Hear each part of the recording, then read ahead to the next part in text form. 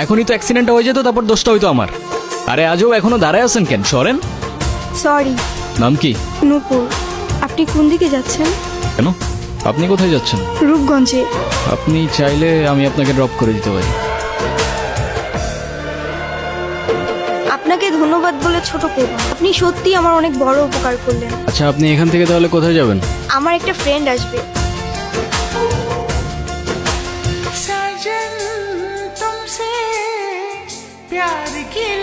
আমার মা দেখলে আপনারা মেলা খুশি হবে। ওই, সমস্যা কি তোর? ওনারা ডিস্টার্ব করতেছিস কেন? কেরে কেরে তুই আমার কলার ধরছিস কেরে? এইটা আপনার ফ্রেন্ড, ওর জন্য আসছিলেন? না, উনি আমাকে অনেকক্ষণ ধরে বিরক্ত করতেছে।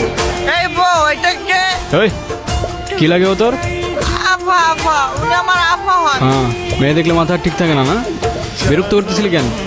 বিরক্ত নয়তো গুরু, আমি ওনাকে প্রোটেকশন দিচ্ছি। এলাকা তো ভালো না, মাল করে ভরা। তোর প্রোটেকশন দেওয়া লাগবে না, যা তুই যা, ফোট। আপনিও কি ফলো করতেছেন আমাকে? নেন। আসলে আমার একদমই খেয়াল ছিল না। আপনার গাড়িতে ফেলে আসছিলাম না? Yes ma'am. একটা কল করা যাবে? হ্যালো, আমি নূপুর। তোমার নাম্বার কি হয়েছে? বাসায় ফেলে আসছি। আমি তো রূপগঞ্জে, তুমি কোথায়? কিন্তু আমি তো রূপগঞ্জ নাই এখন। সকালে আম্মু আপুর সাথে কদম বলে আসছি। তোমাকে না কালকে বললাম আমি রূপগঞ্জে আসতেছি। আমার তো খেয়ালই ছিল না। তো আমি এখন একা কি করব এখানে? তুমি এক কাজ করো, শ্যামপুর স্টেশনে আসো, ওইখান থেকে আমরা একসাথে পালাই যাবো। আচ্ছা ঠিক আছে, আপনি কি আমাকে একটু শ্যামপুর স্টেশনে পৌঁছে দিতে পারবেন? চলেন, আমাদের জার্নি এখানেই শেষ। আচ্ছা, আপনার বয়ফ্রেন্ড কই? ও আসে নাই? আসছে হয়তো। আচ্ছা আপনার ফোনটা একটু দেন তো। কি হয়েছে, তুমি কল ধরতেছো না কেন?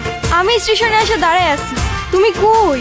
আসলে একটা প্রবলেম হয়ে গেছে, বুঝছো? কি হয়েছে? আম্মু বলতেছে যে মেয়ের বাপ মায়ের পরিচয়টাই নাই, সেই মেয়ের আমি পরে তুলতে পারবো।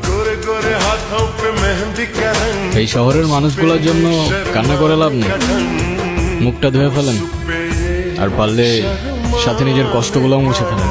বলছিলাম না, আজকাল মানুষের 2 দিনে ভালোবাসা হয়, 3 দিনে পালাই গিয়ে 4 দিনে ডিভোর্স হয়ে যায়। আপনার তো তাও ভাগ্য ভালো, আগেই কাহিনী শেষ।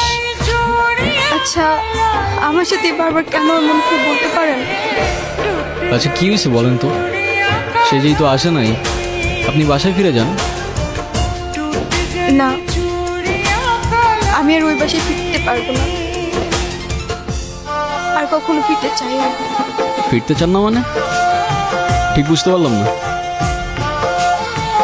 মা বাবা হারানোর পর আমি আমার মামা বাড়িতেই বড় হয়েছি। মা বাবার ভালোবাসাটা কি সেটা আমি কখনোই বুঝে উঠি নাই। আমি ভাবতাম মামা মামির মধ্যেই হয়তো আমি আমার বাবা মার ভালোবাসাটা খুঁজে পাবো, কিন্তু আফসোস। কিরে, এত দেরি হলো যে? হ্যাঁ, এই 500 টাকা তোর কাছে রাখ। আর তোর মামি আসলে কোষ আমি হাটে গেছি। হ্যাঁ, মামার একটা বদ অভ্যাস, মামা জুয়ায় আসক্ত। 3 বেলা না খেয়ে থাকলেও তার জুয়া ছাড়া এক মুহূর্ত চলতো না। আর তার জুয়ার সঙ্গী ছিল জাহাঙ্গীর। এগুলো ওরে পড়ায় নিয়ে আসো, আজকে জাহাঙ্গীরের লগে ওর বিয়া দিব। কি কর মাইয়াটার তো কিছুই কর নাই। কেন ওরে কওয়া লাগবো কেন? বেশি কথা বাড়ায় না তো। যাও, ওরে রেডি করে নিয়ে আসো, যাও। তোর মামার আমার জীবনটা নষ্ট করছে, এখন তোর জীবনটা নষ্ট করবে। শুনছি 7-8টা বউ আছে, সংসার করতে পারে নাই। তোরে না একটা পুলায় ভালোবাসে, এই পুলাটারে কল দে, কল দিয়া পুলাটার সাথে পালায় আসা। তোর জীবনটা নষ্ট করিস না। ও নাকি আমাকে অনেক ভালোবাসে, আমার জন্য সব কিছু করতে পারবে।